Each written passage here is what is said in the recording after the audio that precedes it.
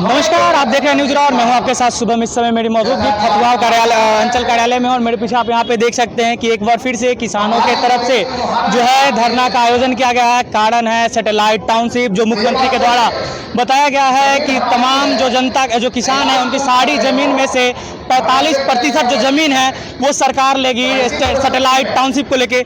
उसी को लेके जो तमाम जो किसान लोग हैं उनका धरना काफ़ी तेज़ होता हुआ नज़र आ रहा है। देखिए अभी हमारे साथ कुछ किसान लोग हैं, उनसे हम बात करते हैं। सर, लगातार जो किसानों का आंदोलन है वो काफ़ी तेज़ होता हुआ नज़र आ रहा है। तेज के साथ साथ बहुत उग्र होगा और घर से निकली हुई चिंगारी, पेट का उठा हुआ ज्वाला जब मन मस्तिष्क तक पहुंचेगा तो न देश बचेगा न देश के हुक्मरान बचेंगे, चूंकि वो मेरी ताकत से गए हैं। हमारी आपकी सबों के ताकत से जाकर और वहां नया नया सिगुफा छोड़ रहे हैं। सिगुफा देश की जनता और आम आवाम के लिए नहीं छोड़ रहे हैं, वो सिगुफा छोड़ रहे हैं पूंजीपतियों के हाथों बिक गए हैं। जिस देश का प्रतिनिधि क्या इसी आजादी के लिए हमारे पुरखों ने कुर्बानियां दी थी, ये क्यों भूलता है कि जिसके संसदीय फंड से, जिसके विधायकी फंड से 20% मेरा दावा है, मैं उसके लिए जिम्मेदार हूंगा। 20% कटौती होता है।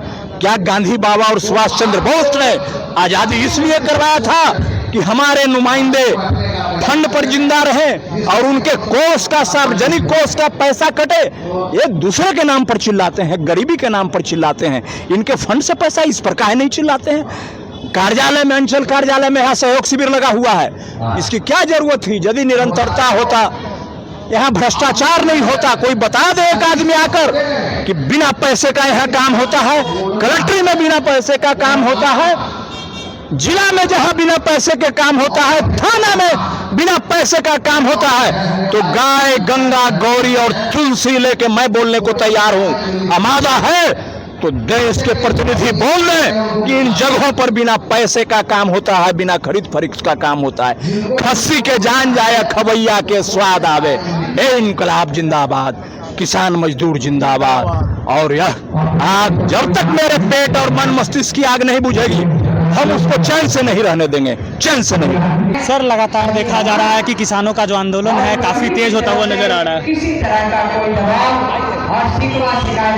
आज हम लोग जो फतुहा प्रखंड में किसान मोर्चा के जमीन बचाने का जो कार्यक्रम है उसमें उपस्थित है। ये आपके संपतक प्रखंड में भी मैं बताया था कि एक चिंगारी से तो पूरे दुनिया जल सकती है। यहाँ इतनी चिंगारी है। हम लोगों के साथ जो घोर अन्याय कि तुगलकी फरमान यह अनपढ़ सरकार द्वारा किया गया है, उसके विरोध में हम लोग किसी हद तक हम किसान जाएंगे। हम लोगों के साथ ये आर्थिक नाकेबंदी है, ये हम लोगों के बाल बच्चों और आने वाली पीढ़ी के साथ घोर अन्याय है। इसको हम किसी भी कीमत पर बर्दाश्त करने को तैयार नहीं है। आज के बाद हमारे जो बच्चे हैं, आखिर उनका भरण पोषण, खान पान, ब्याह शादी, बीमारी हमारी, पढ़ाई लिखाई किस चीज से चलेगा? आज जो भी मेरे पास है, जो गरीब लोग हैं, कट्ठा दो कट्ठा जमीन ले करके खरीद करके अपना घर बनाते हैं। आज वो गरीब लाख मजदूरी करने के बाद पैसा रहते हुए भी एक अपना आवास नहीं बना सकता है। आज एक प्रधानमंत्री आवास भी दिया जाता है तो उसमें दिखाना पड़ता है कि अपना जमीन है या नहीं। कहां से वो गरीब किसान वो अपना जमीन दिखा पाएगा? जब रजिस्ट्री बंद है तो वो आधा कट्ठा, एक कट्ठा भी जमीन नहीं खरीद सकता है। उसका परवरिश कैसे होगा? उसको कौन सा घर में रहेगा? आज आबादी बढ़ रही है, ऐसी परिस्थिति में कोई भी किसान मजदूर कैसे जिंदा रह सकता है?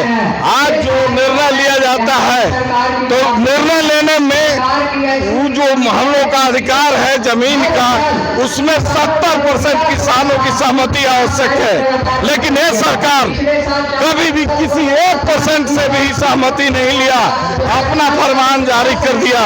ऐसी स्थिति में हम किसानों के साथ जियो और या मरो की स्थिति पैदा हो गई है। इसलिए हम किसी भी हालत में हम इस बात को हम किसान बर्दाश्त करने को तैयार नहीं है। हम लोग अपनी जान दे सकते हैं, लेकिन जमीन नहीं दे सकते हैं। देखिए यहाँ कुछ और किसान हैं, उनसे भी हम बात करेंगे, उनसे भी हम जानने की प्रयास करते हैं इस आंदोलन को लेकर। सर क्या कुछ कहिएगा इस आंदोलन को लेकर? क्या कुछ कहिएगा सर इस आंदोलन, किसान आंदोलन को लेकर? देखिए, पूरे देश में जब से ये वर्तमान सरकार आई है केंद्र में, आज बिहार में जो पूर्ण तरीके से भारतीय जनता पार्टी के हाथों में जो सत्ता चली गई है, तो ये देश के बड़े बड़े उद्योगपतियों के अनुसार काम करती है। इनको डिक्टेट उद्योगपति करते हैं। सरकार, किसी भी सरकार का ये काम है कि वो अपने देश की जनता के लिए, आम आवाम के हितों की रक्षा के लिए काम करती है, और किसको कितनी छूट देनी है, किसको कितना व्यवस्था देना है, किसको रोक लगाना है, किसको आगे बढ़ाना है, ये नीति आयोग या कई सारे एजेंसियां हैं जो तय करती है। लेकिन अब देश के जितने भी मल्टीनेशनल कंपनियां हैं, जो भी ब्रांड बनाती है, वो अपने सामान की कीमत खुद तय करती है, ठीक है। लेकिन आप किसान को देखेंगे तो ना ही इनके फसलों की कीमत किसान तय करता है, न इनकी जमीन की कीमत किसान तय करता है। हमारी जमीन हम हमारे मतलब के विरुद्ध, हमारे इच्छा के विरुद्ध सरकार जब भी चाहे तब बड़े रोड बनाने के लिए, किसी उद्योगपति के देने के लिए, कोई अन्य काम के लिए अधिग्रहण कर लेती है और दबाव बना के। दूसरा चीज है कि बिहार के जो किसान हैं वो अब मजदूर हो गए, उनकी अपनी पर कैपिटा इनकम पूरे देश में 16वां से भी नीचे स्थान पर है। अब सैटेलाइट सिटी आपने बनाने का प्लान किया, प्लान करने के पहले जिन 11 जगहों पर, 11 जगह है, उन 11 जगहों के किसानों को जिनकी जमीन आप लेना चाहते हैं, क्या आपने उससे विचार विमर्श किया? हमारी संपत्ति है, हम तय करेंगे हमारे लिए क्या अच्छा है, हम अपने परिवार का अपने खुद तय करते हैं, मेरा बेटा क्या करेगा, बेटी क्या करेगा, हम मकान बनाएंगे, क्या करेंगे, नहीं करेंगे। आप हमारे चिंता, हमें जिस चीज की चिंता करनी चाहिए आम आवाम के लिए, शिक्षा, स्वास्थ्य, रोजगार, इसकी चिंता करनी चाहिए। हमें किस तरह का जीवन जीना है, किस तरह के स्टैंडर्ड में जीना है, वो हम तय करेंगे, आप तय नहीं करेंगे। सरकार का काम है 3 चीजें पे अगर सुधार कर दे, शिक्षा, स्वास्थ्य और रोजगार पे, तो हमें आपके बनाए हुए घर में नहीं रहना होगा। हम खुद डेवलप करेंगे कि हमारे उपयोगिता के लिए हमारा घर कैसा होना चाहिए, हमारा जमीन कैसा होना चाहिए, पार्क होना चाहिए कि नहीं होना चाहिए, नहाने के लिए स्विमिंग पूल होना चाहिए कि नहीं, स्कूल। आप ये सरकार 3 चीजें व्यवस्था करे, इससे अलग व्यवस्था करने की जरूरत नहीं है। दूसरा चीज है कि 20-25 सालों से बिहार में सरकार है, गठबंधन की सरकार है। क्या आपने जिस सैटेलाइट सिटी का परिकल्पना किया है या जो प्रोग्राम बनाया है, 20-25 सालों में अपने शहर को बसाया है? रोड, सीवरेज, पानी का निकासी, जो भी जल जमाव है पटना के आसपास के लोगों में, सड़कों की स्थिति, स्कूल, मॉल, कोई भी चीज, जो भी सैटेलाइट सिटी में जो आपका प्लान है, आपको नगर विकास मंत्रालय जो आज ये चीज केवल जमीन हड़पने के लिए कर रही है, आपने 25 सालों में क्या किया है? कौन सी व्यवस्था की है जो सैटेलाइट सिटी में आपने डाला है कि हम ये करेंगे, आपने 25 सालों में किया है? नहीं किया है और न करेंगे। आपके पास फाइनेंशियल स्थिति नहीं है। दूसरा चीज है कि जब बिहार में पंजाब, हरियाणा, कर्नाटका, दिल्ली, महाराष्ट्र, गुजरात के लोग जब यहाँ मजदूरी करने आएंगे, तब हमारी हैसियत उस बड़े अपार्टमेंट में रहने की होगी, स्विमिंग पूल में नहाने की होगी। आज हमारे यहाँ कितना जमीन का औसत है? 10 से 15 कट्ठा एक व्यक्ति पे जमीन है। 15 कट्ठा जो खुद रोजगार मजदूर बन गया, किसान तो अब रहा नहीं, उतना करके अपना जीवन व्यतीत कर रहा है। आप जब जमीन 45% जब ले लेंगे तो 55% जमीन बनेगा, रोजगार करने कहाँ जाएंगे? आज हम अपनी सब्जी का खेती करके, धान की खेती करके, प्याज की खेती करके, ये सब करके अपना जीवन यापन कर रहे हैं। आप तो जमीन ले लेंगे और देंगे किसको? कोई बड़े उद्योगपतियों को। वो व्यवस्था कौन करेगा? उद्योगपति करेगा। क्या सरकार में ये क्षमता नहीं है कि यहाँ के जो बुनियादी सुविधाएं हैं उसको बना सके?